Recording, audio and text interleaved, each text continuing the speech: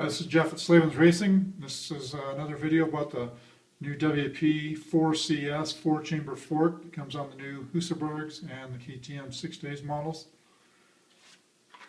Just another quick overview of the fork. I did one a couple of days ago and got a lot of response, people wanting to know more about the fork. As with all my videos, I'll probably forget to tell you something in here, but it's just the way it goes. So, this is just a quick view of what it looks like in here.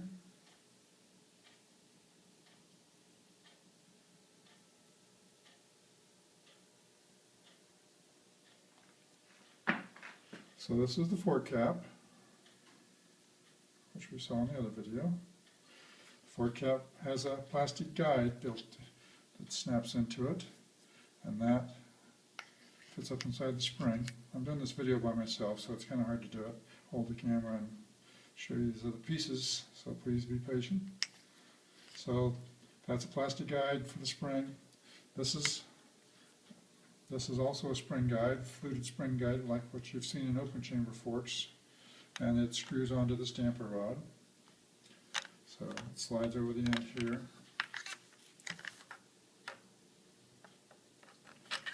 And screws onto that damper rod. It fits inside the spring there. So it fits up in here. And the cap would screw into it. And we're onto the spindle. The cap screws onto the spindle. This is called a spindle. People have a lot of different names for them, but they're called spindles. And it's a very small one on this fork. It's an 8mm.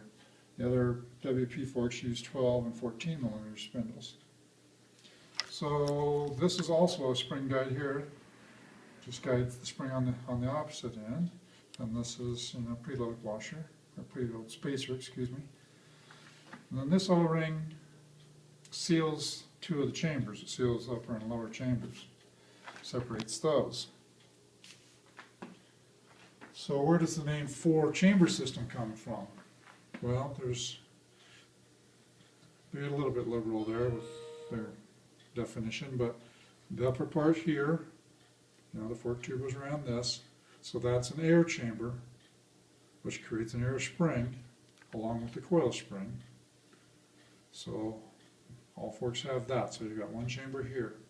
You got another chamber down here inside the cartridge. Then the cartridge also sits inside a fork tube. So that makes a 3rd chamber. And the 4th chamber is this reservoir right here. So that's where the 4 chambers come from. Now they did something nice down here. This is the base valve assembly. So it's got the compression valving on it. There's a shim stack right there. Hopefully you can see it. And then this is the anti-bottoming cup or cone or whatever you want to call it. The way that works is, give me a second here, see if I can get this to pop out. So, when the fork bottoms, that slides up into there and creates a hydraulic lock, because this is going to be full of oil. Now you're ramming this needle into it, so it's going to come to a screech and a halt when it gets in there. Now here is the other compression stack, which magazines wrongly refer to as the mid-valve. Most people call it the mid-valve. That's really not the correct name for it.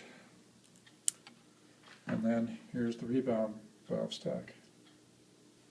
Inside here is also another needle, and there's a rod inside of here. And that's what the adjuster works, how the adjuster works. It's kind of hard to show you that now. Okay, so that slides inside of there, and here's the compression stack.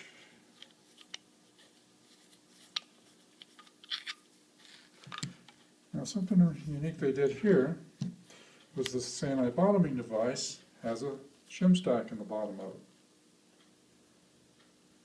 So you'll be able to see that in the video. So that makes the bottoming tunable as well.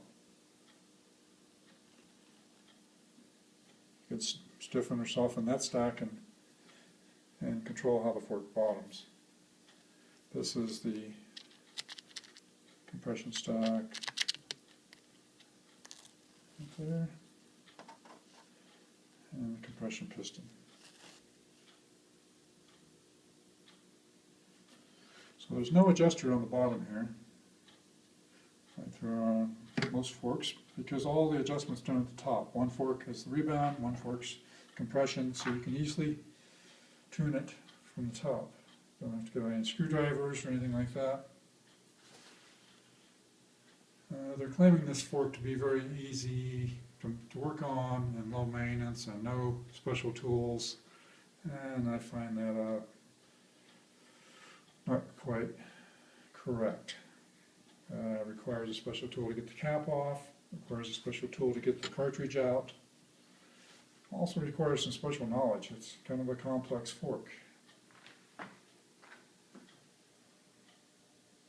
think it's got a lot of potential. We'll be finding out over the next few months as we're doing a lot of testing, and we'll keep you updated as how things turn out.